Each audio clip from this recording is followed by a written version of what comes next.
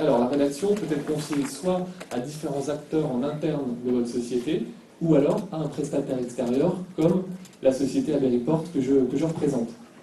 Premier schéma, première hypothèse, la rédaction est confiée en interne, par exemple à la direction, à un assistant ou une assistante de la direction des ressources humaines ou de la direction des relations sociales. C'est une possibilité qui se voit dans la pratique.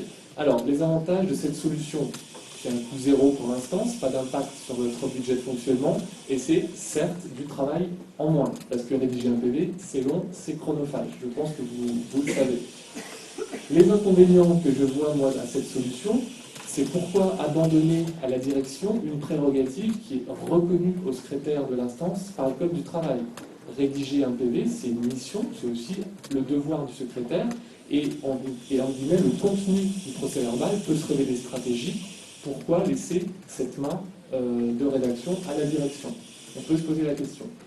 Deuxième inconvénient, il peut être étonnant pour un élu qui est élu donc justement par les salariés lors des élections professionnelles de ne pas être le relais direct de l'information vis-à-vis de ses électeurs.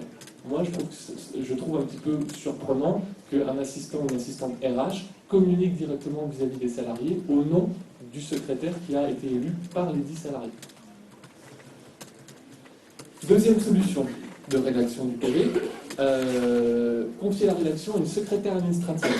Donc secrétaire administrative pour les instances qui ont employé en interne, donc une salariée sur leur budget de fonctionnement. Alors les avantages de cette solution 2, premièrement, connaissance interne des élus et des problématiques de l'entreprise par la secrétaire administrative. Et deuxièmement, la rédaction reste maîtrisée par les représentants du personnel dans la mesure où l'assistante administrative est l'employé du CE, la collaboration en général avec elle est relativement proche et resserrée. Les inconvénients. Alors, on peut se demander si une secrétaire administrative est suffisamment formée ou en tout cas qualifiée pour rédiger une bonne synthèse des débats. En effet, rédiger un PV vite et bien, sans contresens, ça nécessite une expérience certaine, ça nécessite de l'entraînement, une habitude et pour le moins une formation à la rédaction. Deuxième inconvénient possible, est-ce que cette secrétaire administrative aura les connaissances nécessaires, assez approfondies sur le plan juridique, sur le plan économique, pour aborder la rédaction de certains points qui pourront être parfois un petit peu compliqués, voire allusifs ou techniques. En effet, interpréter les propos de quelqu'un suite à des débats, c'est pas forcément évident, il ne faut pas tomber dans le contresens. Et qui dit synthèse, dit aussi fidélité à l'idée qui a été prononcée. Donc attention sur le socle des connaissances nécessaires. Dernier point qui peut être un inconvénient, des délais de rédaction souvent longs dans la mesure où la secrétaire administrative de l'instance est multifonction, elle assume plusieurs tâches, elle s'occupe des activités sociales et culturelles, elle fait des permanences CE, elle distribue les chèques vacances, les tickets resto, etc. Donc se concentrer uniquement à la rédaction peut parfois être compliqué aussi dans son timing et dans son emploi du temps. Dernière solution de rédaction en interne, rédaction par le secrétaire de l'instance directement.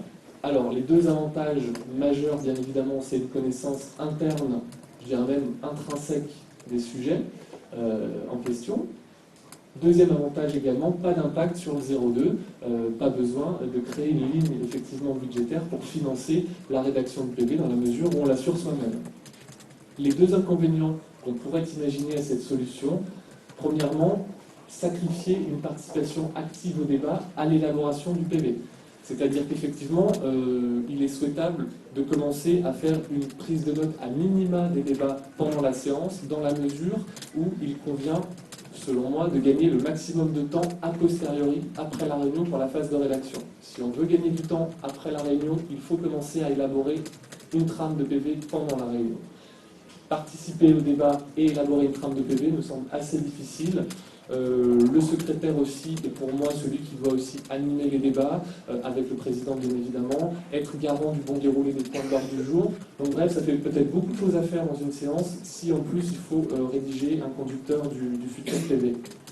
Et bien évidemment, la rédaction est assez longue, assez chronophage. Si le secrétaire endosse cette mission, on peut peut-être se demander si l'impact sur les ordres de délégation ne sera pas trop important, si finalement il ne vaut pas mieux réserver ces ordres de délégation à des fonctions un petit peu plus directes vis-à-vis des salariés.